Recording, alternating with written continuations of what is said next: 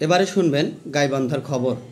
গাইবান্ধা সদর হাসপাতাল সহ ৬টি উপজেলার সকল আউটসোর্সিং কর্মচারীরা তাদের ২২ মাসের বকেয়া বেতন আদায়ের লক্ষ্যে গাইবান্ধা সিভিল সার্জন অফিসের সামনে এক মানববন্ধন অনুষ্ঠান করেন।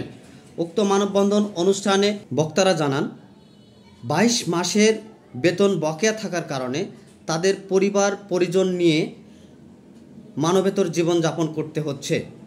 সন্তানদেরকে স্কুল থেকে বেতন না দেওয়ার কারণে বের করে দেওয়ার হুমকি দেওয়া হয়েছে। বাড়িতে থাকা অসুস্থ বাবা মাকে চিকিৎসা করাতে পারছে না। এমনটা অবস্থায় তাদের মৃত্যু ছাড়া আর কোনো পথ তারা দেখতে পাচ্ছে না।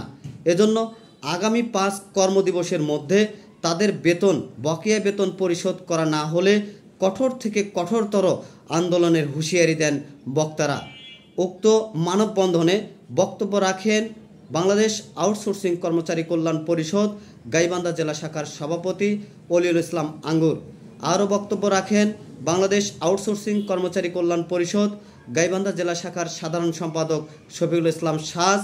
আরও বক্তব্য রাখেন সাংগঠনিক সম্পাদক কামরুল হাসান সহ অন্যান্যরা।